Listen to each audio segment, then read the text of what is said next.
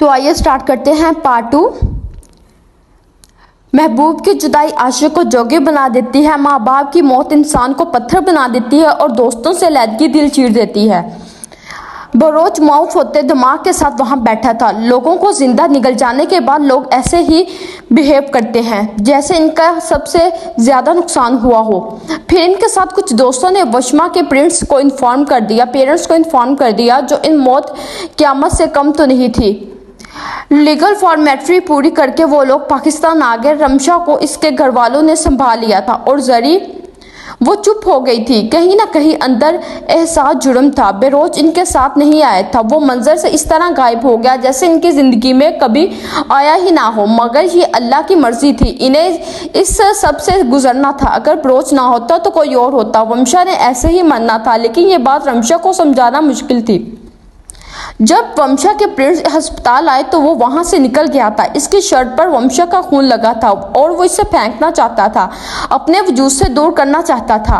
वो अपने अपार्टमेंट में आया, इसने कपड़े बदले, वो वॉशरूम से निकला, इसने अपनी वार्डरोब से सूटकेस निकाला और अपना सामान भरने लगा। इसे अपनी आवाज़ पलट कर आती सुनाई दी, तो मर जाओ। हर लफ्ज़ हर तरफ इसके अपने सफाकियत बड़े अल्फाजों की गूंज थी जिन्हें वो वापस लेना चाहता था। इसने अपने कानों पर हाथ रख लिए। वो बैठता चला गया। ये क्या कर दिया इसने? वो अपने मोरे को क्या जवाब देगा? इतना बेहस कैसे हो गया था? वो इतनी खुदगर्जी कैसे दिखा सकता था? अब रमशा की नफरत फेंकारती आंखें इसके सामने घूमने लगी। जरी की बेयकीनी, वंशा की पुरशिकवा नजरें पर वंशा की साकत आंखें, वंशा की माँ की दहाइयाँ, अस्पताल का अफसोस मंजर और वंशा की डेड बॉडी। इसने सोचों को झटके की कोशिश की। उसका सर दर्द से फटने लगा। आंखों में जब्त के मारे सुर्खी घूर रही थी। इसकी आंखें छलकी थी। वो भरपूर मर्द रो रहा था, मगर वो खुसारा कर चुका था। वो पछताने से ठीक नहीं हो सकता था। कातिल लफ्ज इसके नामा माल में लिख दिया गया था। वो मिट भी सकता था, मगर शायद वो इससे राह से वाकिफ ना था। एक माह बाद वो दोनों वापस मास्टर आ गए, मगर ये सब मुश्किल था। सब कुछ वैसा ही था। मॉन्स्टर यूनी अपार्टमेंट, मगर जिंदगी का एक बाब बंद हो गया था। एक न्यू एंटिक दोस्ती खत्म हो गई थी। सो साबित हुआ कि जिंदगी में न्यू एंटिक कुछ भी नहीं। इनकी जिंदगी का एक ही हिस्सा कट गया था, या शायद काट दिया गया था। बहरहाल इन्हें अब इसकी कमी के साथ जीना था। वो अब तक दरवाजे से टेक लगाए बैठी थी। मुख्तलिफ आवाज़ों ने इसका घेरा तंग कर लिया था। मैं राइटर बनना चाहती हूँ। जरी का दिमाग फटने को था। सुर्ख आंखें इन धुंधले मुनासर और आवाज़ों से पीछा छुड़ाना चाहती थी। यह कलर मुझ पर अच्छा लगेगा। किसने मूव कलर की एक ड्रेस अपने ऊपर लगाते शीशे में खुद को देखते शायद के अंदाज में कहा, यार दोस्तों का कोई हक होता है कि नहीं? कोई इससे कोस रहा था। मंजर साफ शफाफ हो गए थे। हैजल आंखें भीगने लगी। तुम अपनी आधी जायदाद मेरे नाम कर देना। वो पजामा ऊपर करते आराम से बैठकर इसे समझा रही थी। जरी रोते रोते हंसती, कसम से यार बहुत दिल था चाय का। इस वक्त वंशा का दिल क्या था? जरी जान भी मांगे तो दे दे। अच्छा तुम कबीले में रहती थी क्या, जिधर बड़ी बड़ी मूंछों वाले सरदार होते हैं? कोई हैरानो मुफ्तगिर होकर इससे पूछ रहा था। तुम्हारा नाम का कोई मतलब हुआ? किसी ने मुंह बसूड़ा करके इसे बाहर में भेजा था। जरी ने आंखों पर हाथ रख लिया था। जा सिमरन, तुझे माफ किया। मैं अपनी असाइनमेंट खुद बना लूंगी। इसने अपना दिल बड़ा करते ड्रामाई अंदाज में कहते इसकी जान छोड़ दी थी। मुझे रोना लड्डू से शादी करनी है। वो ख्यालों में गुम तकिया बासों में दबाए बेड पर गिरने के अंदाज में लेटी और शौक लहजे में बोली, पाकिस्तान बस पाकिस्तान कैसे हो सकता है? सिटिया गए हैं ये लोग। वो मैच देखते तबसरा कर रही थी। मुझे वापस घर जाना है, अम्मी की याद आ रही है। अब के जरी वशमा की आंखें साफ कर रही थी, कह के आंसू और मुख्तलिफ आवाज़ें थी, और इन आवाज़ों में इसकी ज़ात, इसका वजूद ख़त्म हो रहा था। इसकी आंखों से आंसू जारी थे।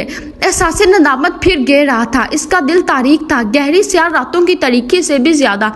बाज़ औक़ात हमें पता ही नहीं होता कि जो वक्त हम गुजार रहे हैं इसमें हम बेतहाशा यादें बना रहे हैं। यादें जो बहुत तकलीफदा होती है, हमेशा के लिए हमें जहनों पर नक्श हो जाते हैं। रात का वक्त था। थोड़ी सी धुंध के साथ ठंडी हवा चल रही थी। आगा जान पिछले बाग में बैठे जरी का इंतजार कर रहे थे। इनके हाथ में चाय का कप था और मेज काफी पर रखा था, क्योंकि दरखने ने बताया था कि वो चाय नहीं पीती, तो उन्होंने इसके लिए काफी मंगा ली थी। लेकिन आधा घंटा हो गया था, वो आई ही नहीं थी। काफी ठंडी हो गई थी इनकी चाय भी।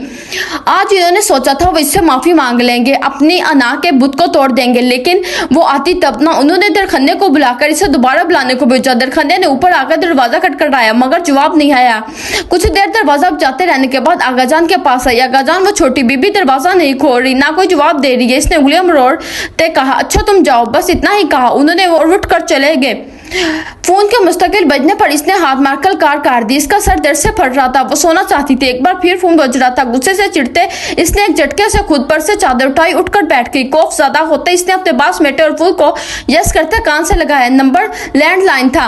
अस्सलाम वालेकुम, मैं हॉस्पिटल से बोल रही हूँ, ज़रमीन आज़म खान बात कर रही हूँ। इस लड़की की आवाज स्पीकर पर गूंजी थी। इसके चेहरे से बेजारी एक पल में हवा हुई थी। वो मुतफिकिर से आगे होकर बोली, जी मैं ही बोल रही। ज़रमीन ने इसकी बात की तस्दीक कर दी। इसका दिल बड़क रफ्तारी से धड़क रहा था, आंखें बिल्कुल खुश्क थी और तासीर सरदर्द। आपके पेशर हुरैन आजम खान को होश आ गया है। She is out of coma, congratulation. इस लड़की की आवाज में खलखलाहट थी। हुरैन मेरी बहन, वो गायब दिमागी और बेयकीनी की मलची कैफियत इसके लफ्जों को दिमाग में दुहराने लगी और फिर जो इसने अखज़ करदा वो इसके लिए एक नामुमकिन थी। जी बिल्कुल हुरैन लड़की, इसने सर हिलाते कहा।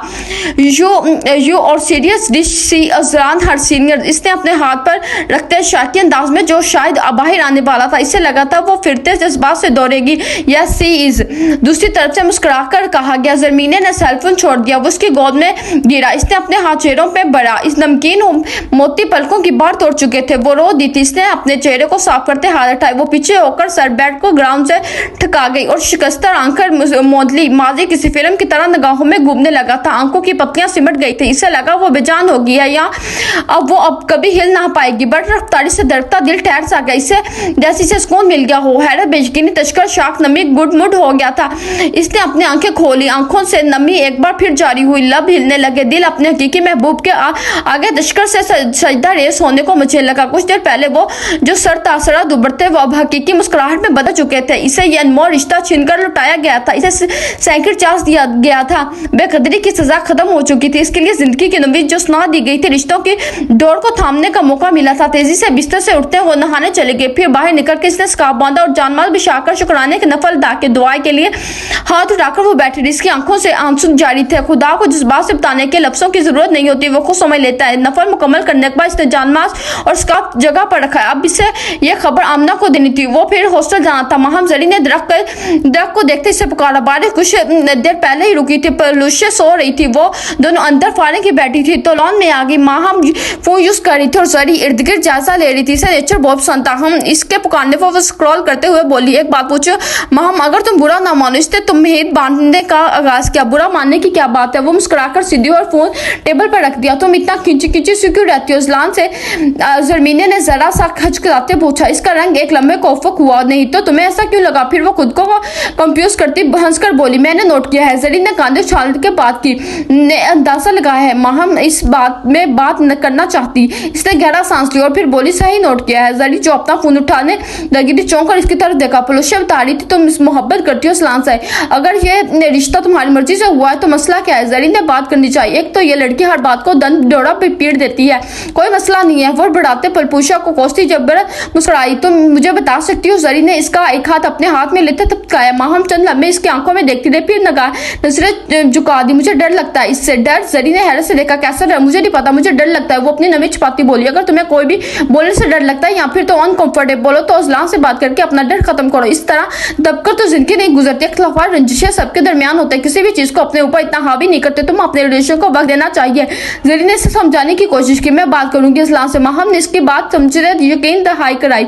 गुड। जरी ने इसका गाल खींचते हुए मुस्कुरा दी। इस्लाम ने ही जरी से माहम से बात करने को हारिस के जरिए कहा था। अब वो जल्द से जल्द इस मसले को खत्म कर देना चाहता था। ज़रमीने वो अपने कपड़े निकालने कमरे में आई थी। आमना किसी गहरी सोच में गुम थी। आहट पर कमरे में मौजूद देखे उस दोनों ने पुकारा, जी अम्मी। इसने अभी सिर्फ टॉवल हिलटाया। इनकी आवाज सुनते वो पलटी थी। जो हूर ठीक कैसी हुई?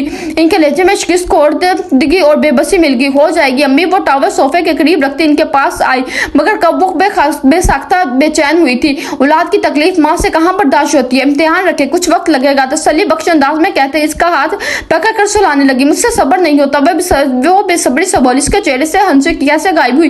तकलीफ होती है मुझे इसकी इस हालत पर। आमना ने अफसुर्दगी से कहा। अम्मी ज़रमीन ने इनका चेहरा थामा और फिर गहरा सांस लेते अपनी बात जारी की।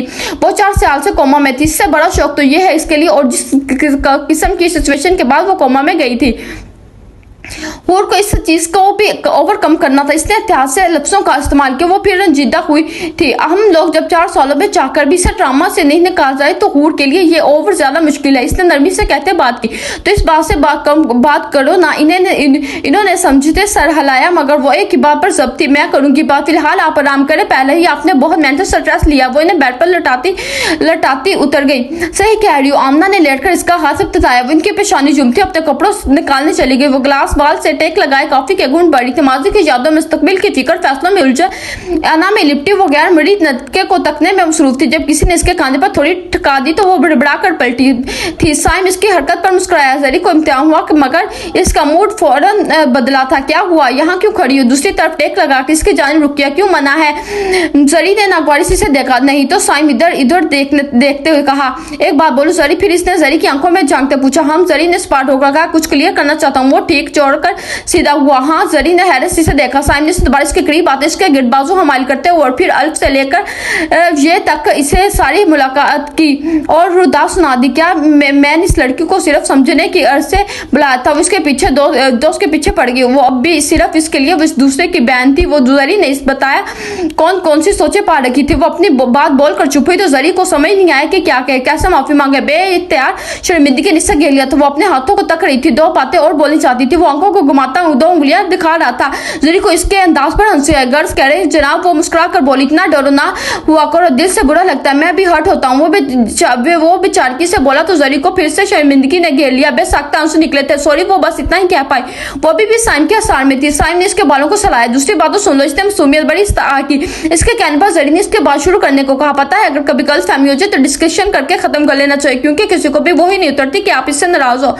ये सॉलमेंट्स वगैरह सब कहने की बातें होती हैं, बात करनी पड़ती है, रंजिशें मिटानी पड़ती है। ऐसे लोग बहुत कम होते हैं आपके ख्यालात, मूड्स और स्माइल्स को जानते हैं। ऐसे लोग हर किसी के नसीब में नहीं होते। गलत फहमियां दूर कर लेनी चाहिए, वरना फिर गलती फहमियों के पहाड़ के नीचे इंसान दब जाते हैं। अगर इंसान ही दब जाए तो ताल्लुकात कैसे बचेंगे? जरी इसके हर एक लफ्ज से एग्री करती है। वो इसे बहुत नरमी से समझा रहा था, इसे अहमियत दे रहा था, इसे मान बख्श रहा था। वो इसके सीने पर सरकते आंखें मौन गई। कल फहमियों के बादल छट गए थे। इससे लॉन में खड़े दो नफूस को देखते चांद मुस्कुरा उठा। बादल में लगे गेंदे के फूल खुशी मनाने को रखसात थे। देखो लैला मजनू चुपके हैं एक दूसरे से। वो किचन के बेडरूम से टेक लगा कर खड़ी थी। पीछे बगीचे में हारिस और साइम बैठे कोई बात कर रहे थे। काफी कासिफ लेते इसे देखते वो पुलिस से बोली। माहम ने आकर प्लेट धोकर रैक में रखी, अपना हाथ साफ करने लगी। पुलिस ने फौरन करीब आते चाहा बाहर जाकर और फिर जरी को देखा। इन दोनों का एक साथ कहका निकला था, पागल हो तुम? माहम ने इन दोनों को अजीब नजरों से देखा। चलो आओ हारिस की बेइज्जती करते हैं। पुलिस ने शैतानी में कहा, बहुत बड़े कीड़े हैं तुम में, इंसान बन जाओ। माहम जिसे घूरा।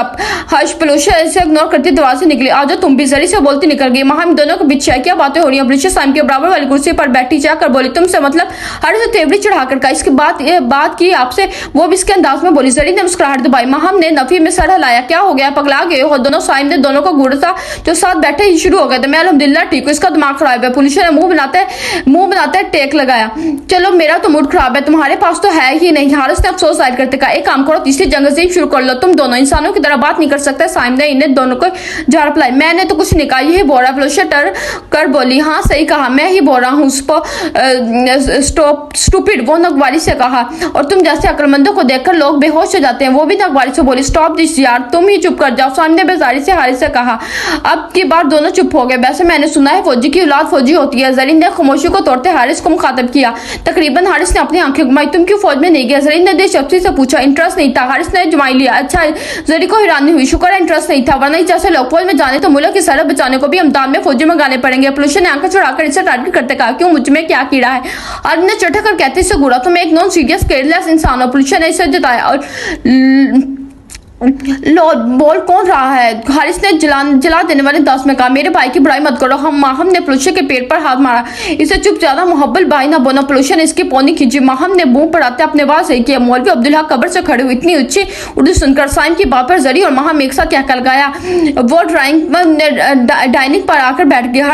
हर चीज से चाट हो रहा था। साइम अपना नाश्ता लेकर सामने आ बैठा। हाय, वो किसी सोच में गुम थी। साइम ने इसकी आंखों के सामने हाथ लड़ाया। हम जरी ने ना समझी से देखा। क्या हुआ? सामने थोड़ी के नीचे हाथ रखते कोनी टेबल पर अटकाए। कुछ नहीं, जरीन ने बाजू सीने पर लिपटे एक हाथ से लाया।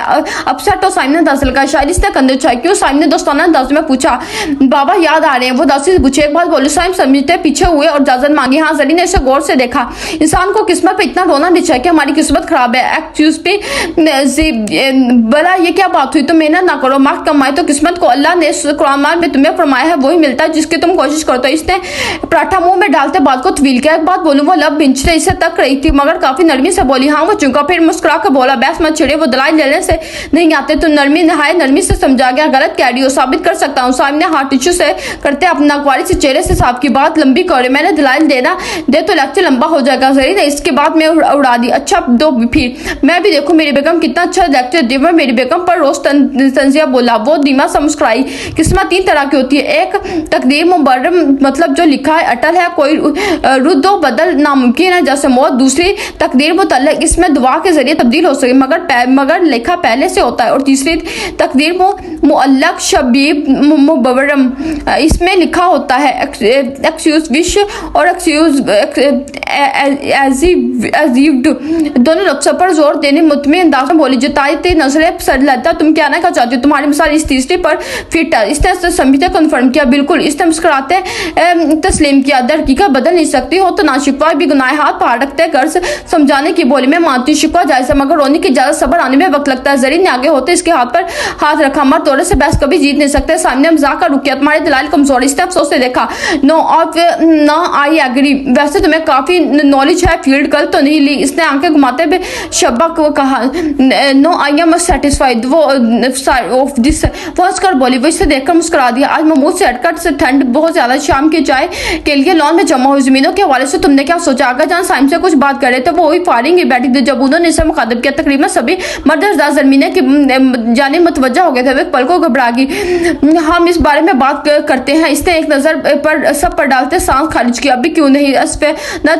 ने खैरियत से पूछा। क्योंकि हमारी भी एक लाइफ है। इस तरह के मामला में डालकर आप मुझे यहाँ स्टक करना चाहते हैं। वो एक मिनट में रूड हुई थी तो वहां क्यों रुकोगे? किसी ने कहा कि तुम्हारी मजबूरी और वही रहना चाहती। नगवाड़ी से बोले। किसी ने कहा कि मजबूरी है बल्कि क्या? इसने तंजिया अंदाज में झटका।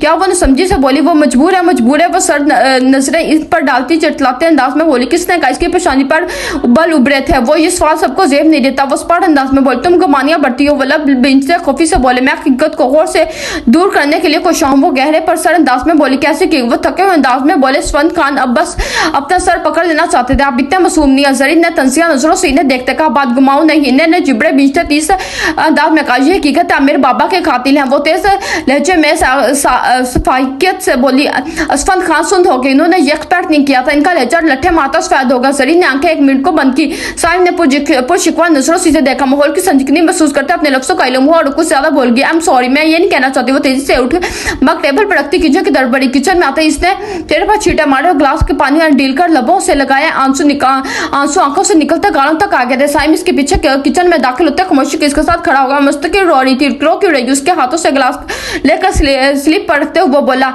रो नहीं रही। वो मुर्दा अंदाज में मुस्कुराई। शायद रो रही हो। वो इतनी दफा रोती है कि कभी कभी लगता है मैं बेमकसद रो रही। मुझे रोना नहीं चाहिए बल्कि मुझे मर जाना चाहिए। मैं बहुत मनहूस हूँ। अपना चेहरा हाथों में भरते हुए सिसकने लगी। ऐसा नहीं कहते अल्लाह नाराज होता है। इसका चेहरा करीब कर बोलता। अल्लाह नाराज ही तो है मुझसे। जरी बेबसी से बोली। चलो ठीक है सही कह रही हो पर ऐसे ना रहो।